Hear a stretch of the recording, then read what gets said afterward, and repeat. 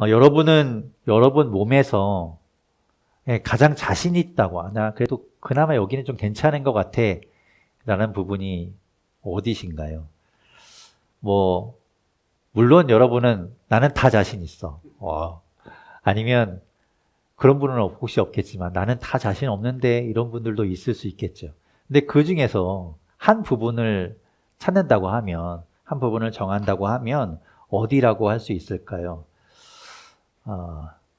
확인할 수 있는 부분 말이죠. 저는 나름대로 저 코가 그래도 좀 괜찮다라고 생각하고 있었습니다.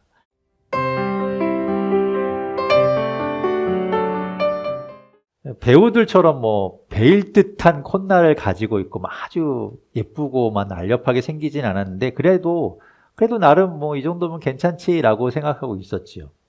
제가 그래도 괜찮다라고 느끼게 된 이제 계기가 있는데, 제가 예전에 사고 싶었던 선글라스가 있었습니다. 그 선글라스는 그 모델명이 웨이페어러라는 모델인데요. 그게 이렇게 뿔테로 된 안경인데 쓰면 꽤 무거워요, 안경이. 그래서 이제 그거를 갖고 싶긴 한데 쉽게 사지 못하고 막 이제 검색을 해서 사람들의 후기를 많이 찾아보게 되었죠.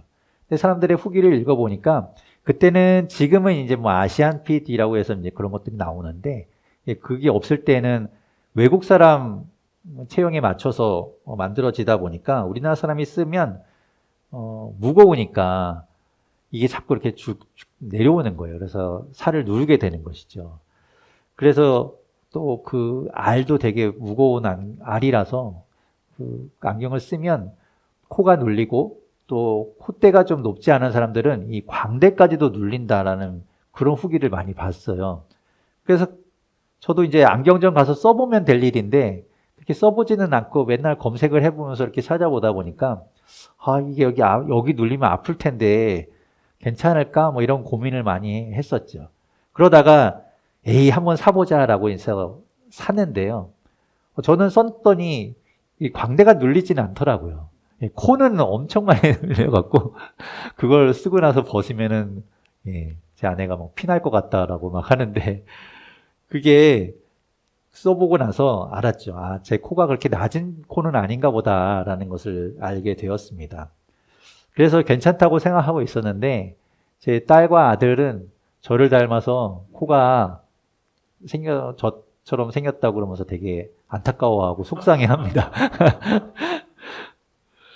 근데 제가 제 부분에서, 제 얼굴에서 코가 괜찮다고 생각하는데 이 코만 따로 떨어져서 있다고 하면 어떨까요?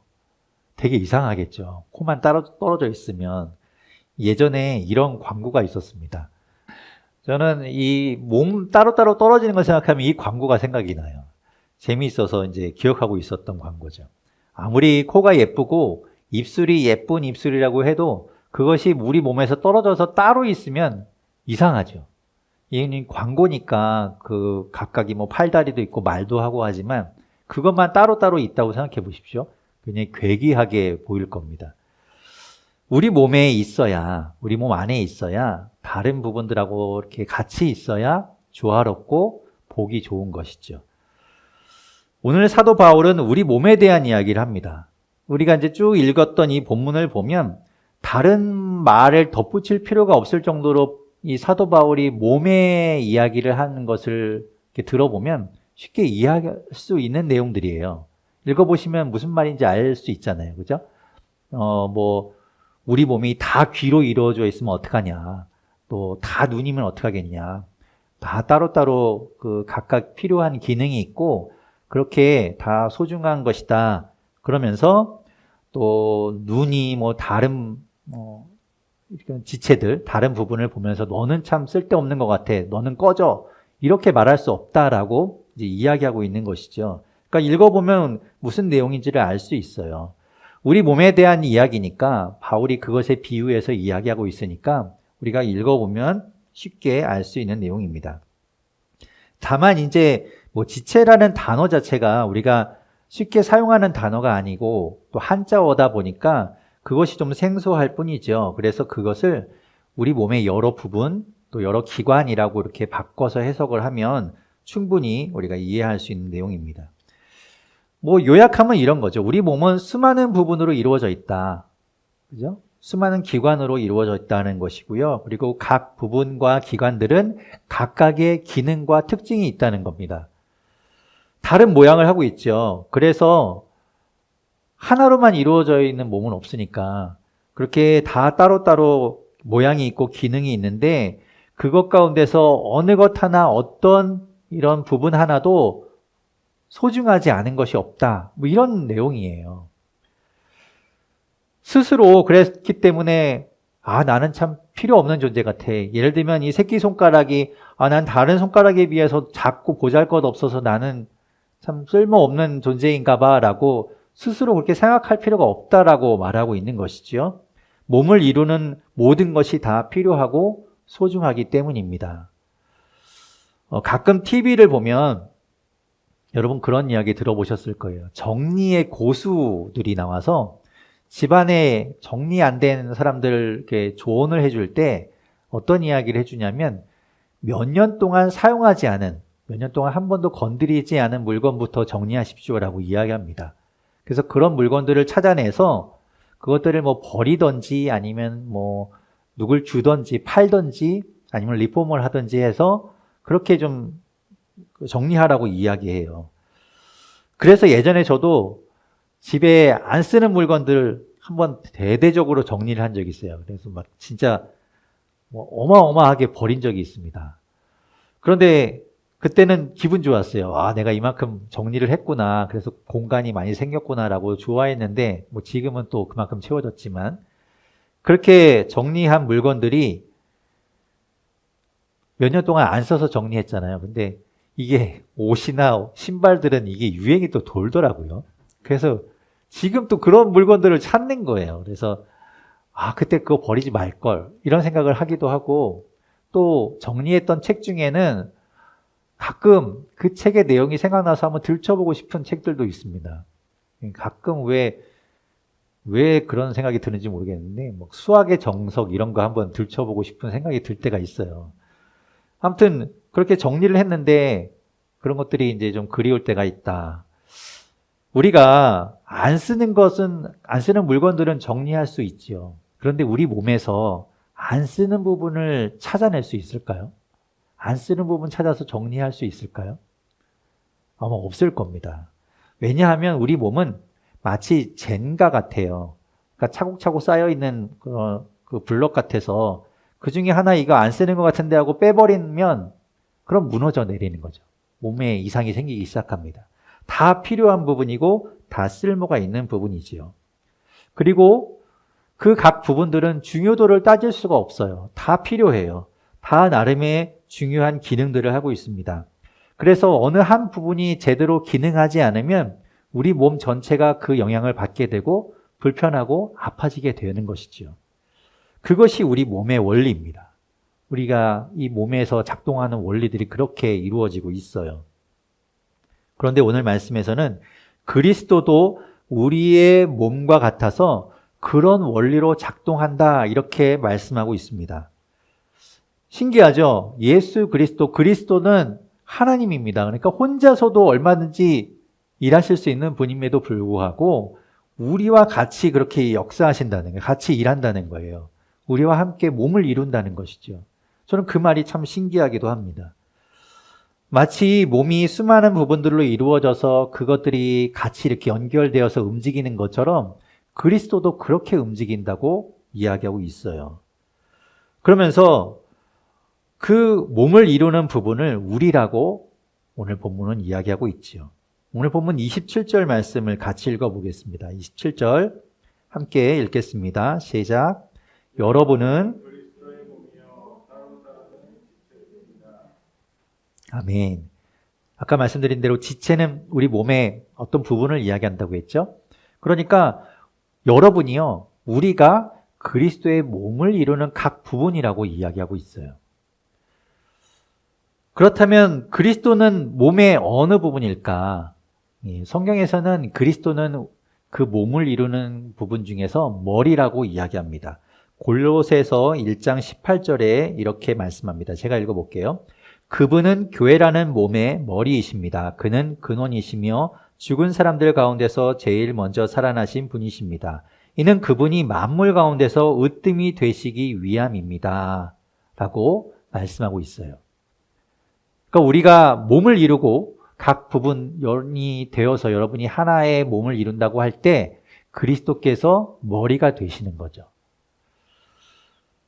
우리는 그 몸을 이루는 부분의 각 지체, 각 부분이 되는 겁니다. 그것이 성경에서 이야기하는 공동체, 성경에서 이야기하는 교회의 모습이에요. 제가 누누이, 여러분도 다른 곳에서도 누누이 들으셨겠지만 교회는 건물이 아니라고 말하잖아요. 건물이 아니고 형태가 아니라고 말하는데 그리스도가 머리이신 몸, 그 몸을 우리가 이루는 관계, 그것을 교회라고 이야기하는 것이죠. 그러니까 그렇게 보이지 않는 그런 연결된 관계를 말하는 거예요. 그래서 우리는 오늘 말씀을 보면서 이런 것들을 생각할 수 있어요. 건강한 교회라는 게, 건강한 공동체라는 게, 건강한 모임이라는 것이 어떤 것이고 어떻게 하면 그것이 건강할 수 있겠구나라는 걸 우리가 생각해 볼 수 있다는 말이죠. 왜냐하면 몸이라는 것에 비유했으니까 우리는 몸을 보면서 어떻게 하면 몸이 건강할 수 있는지를 알 수 있잖아요. 그러니까 우리가 충분히 그런 걸 짐작해 볼 수 있다는 것이죠. 우리는 어차피 교회라는 이름으로 모였어요. 교회 공동체라는 것이 만들어져 있기 때문에 기왕이면 우리가 건강하고 잘 움직일 수 있어야 되겠죠. 늘 어디가 문제가 생기고 어디가 이렇게 불편하고 하는 것보다는 그것이 낫지 않겠습니까? 우리가 TV에서 보는 것처럼 우리 아이가 달라졌어요. 금쪽 같은 내 새끼 이런 프로그램들을 보면 왜 그렇습니까? 가족이라는 관계가 이미 만들어졌는데 그 관계가 불편하고 삐걱삐걱거리고 뭔가 문제가 막 생기는 것보다는 서로 좋은 관계로 나아갈 수 있는 것, 그것을 위해서 그런 것들이 생기고 있는 것이지 않습니까? 그래서 오늘은 이 말씀 속에서 몸이라는 개념을 계속해서 연결해 보면서 우리가 어떻게 하면 건강할 수 있는가, 어떻게 하면 건강을 유지할 수 있는가, 이런 것들을 한번 생각해 보면서 우리 교회, 우리 공동체, 우리 모임, 우리 모든 관계에 적용해 보려고 하는 거예요. 첫 번째로 건강하려면 어떻게 해야 할까?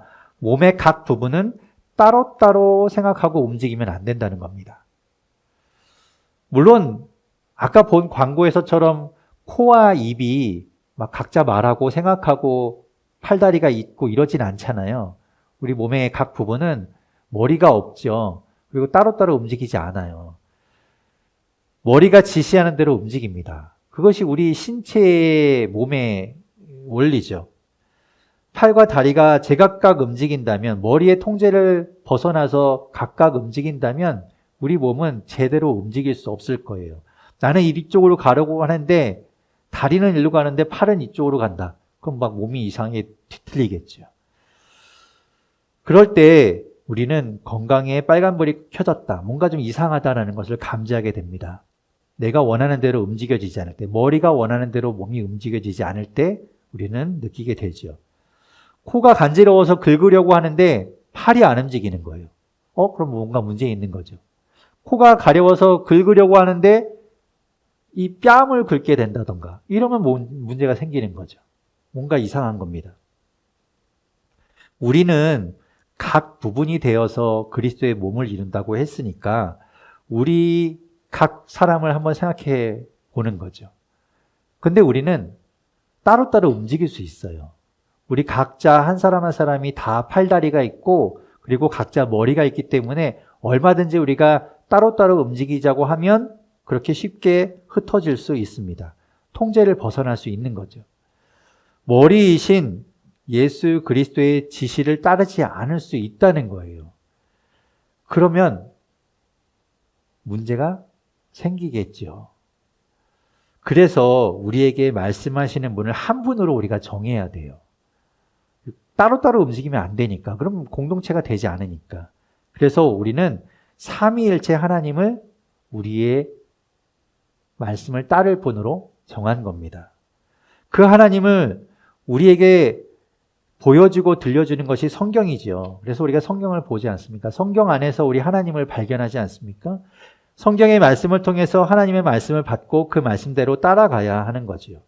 어느 누구도 그 성경의 말씀, 그 하나님의 말씀과 반대되는 쪽으로 이야기하고 그쪽으로 가자고 하면 거부할 수 있어야 합니다. 그것이 목사가 됐더라도 말이지요. 우리는 누구의 말을 따라야 한다고요? 머리이신 그리스도, 그분의 말씀을 따라야 하는 겁니다. 그래야 건강한 거예요. 두 번째로 건강하려면 몸은 서로 잘 연결되어 있어야 합니다. 따로 떨어져 있는 몸은 없어요. 그죠? 우리 몸에 생각해 보십시오. 따로 떨어져 있는, 귀가 따로 떨어져 있지 않잖아요. 다 붙어 있지요. 연결되어 있습니다. 몸에 있다가 그곳에서 혼자 떨어져 있으면 이상한 거예요. 서로 연결되어 있어야 합니다. 그렇게 붙어 있고 연결되어 있어야 혈액이 흘러가고 그리고 신경을 따라서 모든 명령이 잘 전달될 수 있어요. 움직일 수 있지요. 우리는 교회라는 이름으로, 공동체라는 개념으로 연결되어 있어요. 우리를 잘 연결시키는 것은 무엇인가 하면 우리의 공통 관심사가 아니에요. 우리가 같은 성향을 갖고 있기 때문에 연결되는 것이 아니에요. 우리는 뭘로 연결되는가 하면 성령님으로 연결됩니다. 그래서 교회를 성령 공동체라고도 이야기해요. 우리 각 사람을 묶어주고 연결시켜주는 것이 성령님이라는 거예요. 성령님이 우리 한 사람 한 사람을 다 연결시켜주고 하나로 묶어주어야 우리 공동체가 온전하고 건강한 공동체가 되지요. 교회에서 마지막에 축도할 때, 우리가 축복 선언할 때 이렇게 선언합니다. 주 예수 그리스도의 은혜와 하나님의 사랑과 성령의 교통하심. 그 교통하심이라는 것이 바로 이런 거예요. 성령님께서 다 두루두루 다니면서 연결시켜주는 것. 그것을 우리 지금 말로는 이제 사귐이라고 이야기하는데, 그렇게 하나로 만들어주는 것, 연결해주는 것이 성령님의 역할이에요. 그래서 우리가 그 성령님의 역할을 구하는 것이죠. 교회 공동체는 성경 공부만 하는 그런 스터디 모임이 되어서는 안 됩니다. 그건 성경 공부하는 곳이지 교회가라고 말할 수 없어요. 건강한 교회, 건강한 공동체가 되려면 성령님이 잘 역사해야 돼요. 우리 사이에 막 성령님이 잘 운행하셔야 돼요. 그것을 우리가 구해야 한다는 것이죠. 자, 세 번째로 우리가 건강하려면 몸의 각 부분이 서로 잘 도와줘야 합니다. 보완의 관계가 돼야 된다는 거예요. 그것은 첫 번째, 두 번째가 잘 되면 나타나는 현상이기도 하지요.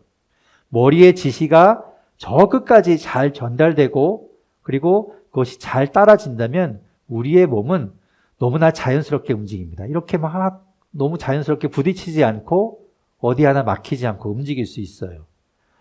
어떤 한 부분이 약해질 때 다른 부분이 그것을 보완해주고 도와주지요. 그래서 그 약해진 부분이 회복되고 다시 기능이 돌아올 수 있도록 도와줍니다. 아까 본 광고에서처럼 코가 막히면 입이 더 많이 숨을 쉬어서 도와주는 거예요. 한쪽 팔이 아파서 못 움직인다. 그런데 축구공이 이쪽에서 날아온다. 그럴 때 이쪽은 내 쪽이 아니니까 라면서 왼손이 거들어주지 않으면 우리는 사고를 당하겠죠. 오른손이 안 움직일 때 왼손이 막아준다든가 목이나 허리를 이용해서 공을 피한다든가 해야 되겠죠. 그렇게 우리 몸은 서로 유기적으로 서로 도와주고 그런 관계 가운데 있는 것이죠. 마찬가지로 우리도 그런 관계가 되어야 한다는 거예요. 서로 돕는 관계. 서로 도와주는 그런 관계가 되어야 되죠. 그렇게 서로 보완해 주어야 한다는 겁니다. 그래서 결국은 공동체가 어디까지 가야 되는가? 공동체의 끝의 모양이 어떠해야 되는가? 그것을 오늘 본문 26절이 이야기해요. 오늘 본문 26절 말씀 같이 한번 읽어보겠습니다. 자, 함께 읽겠습니다. 시작. 한 지체가 고통을 당하면 모든 지체가 함께 고통을 당합니다. 한 지체가 영광을 받으면 모든 지체가 함께 기뻐합니다. 아멘. 여러분, 이런 공동체, 이런 관계가 가장 이상적인 주님이 원하시는 공동체죠. 이렇게만 된다면 더 바랄 것이 없어요.